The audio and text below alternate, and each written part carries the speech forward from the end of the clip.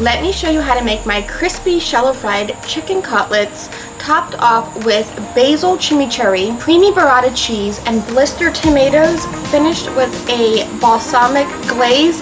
I just know you guys are gonna love this just as much as I do.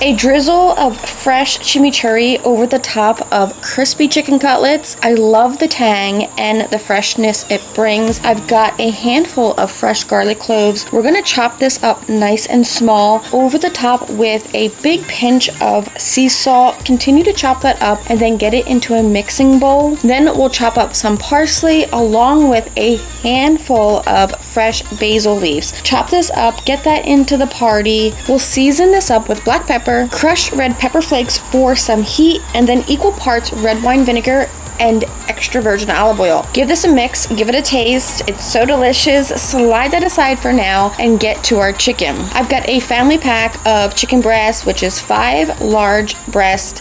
I'm gonna take 3 of these for today, other 2 in the fridge for another meal this week on my Blackstone, which I know many of us do, especially with the cost of food these days. We'll take these chicken breasts, slice them along the center, making for 2 large chicken cutlets as we pound these nice and thin in between some plastic wrap. Now, the thinner you pound out the chicken, the crispier your chicken cutlets are going to be. If you haven't seen my old school chicken cutlet recipe on the YouTube channel, you have to go watch it. I can promise you that if you cut the chicken and follow my steps in that video, you can easily turn a small amount of chicken into a full family style platter full of chicken cutlets, all in just the way you cut them. The breading for that one is different than this one. Both are so good. Now we've got our chicken and our dredging station set up. In one shallow pan, I've got some eggs. In the other, I've got panko breadcrumb with just a little bit of plain breadcrumb as well. We'll season our eggs up with a little bit of salt, black pepper.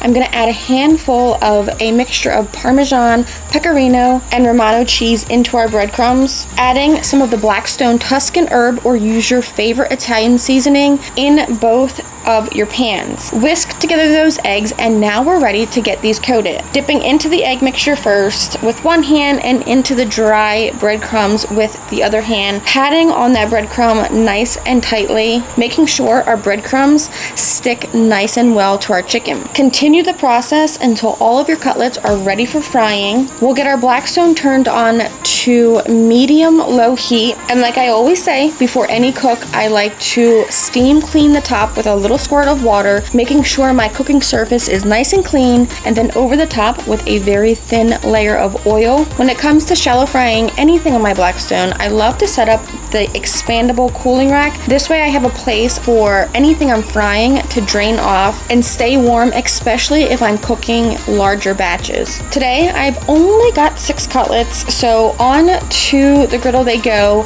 We'll drizzle oil as we place our chicken cutlets onto the hot griddle. This we're shallow frying, so as you need more oil, a little squirt around the outside. That oil will seep underneath the cutlets. If you need to use tongs or a fork, just gently lift up your cutlets and squirt a little bit of extra oil. Now you will use a lot less oil shallow frying on the Blackstone than you would inside in the kitchen, and everyone knows I so don't miss making that mess in the kitchen, frying only a couple cutlets at a time. Now we want these chicken cutlets frying around medium to medium low, depending on how hot your griddle runs. You don't want to burn the breadcrumb before that chicken has time to cook through.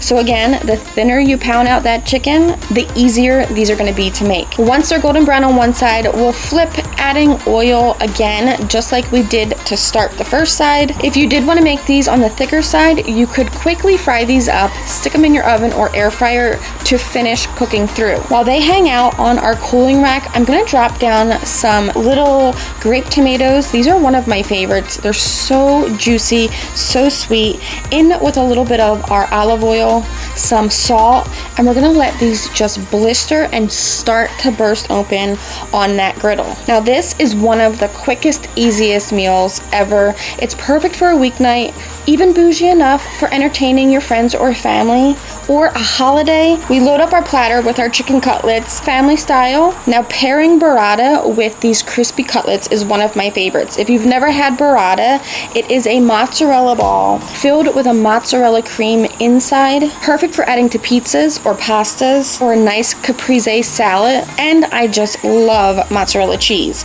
Now our tomatoes go all over the top of this, adding this beautiful light tomato sauce over these cutlets as they burst open, spooning over our fresh garlicky basil chimichurri sauce, and if that wasn't already perfect enough for me, over the top with a balsamic glaze. This is all of my favorite flavors on one plate. You can never go wrong with chicken cutlets, even if they're left over. If you make these and just top them off, turn them into a chicken parm or a chicken cutlet sandwich, or chop this chicken up and use it in a salad during the week, the possibilities are endless once you have some chicken cutlets. For me, I love this top this way. It's one of my favorites. I know you guys are gonna love it, and I cannot wait for you guys to try it. Until next time, I'm Blackstone Betty, and I cannot wait to see you guys for another family style favorite in my next video. I can drink this. I won't.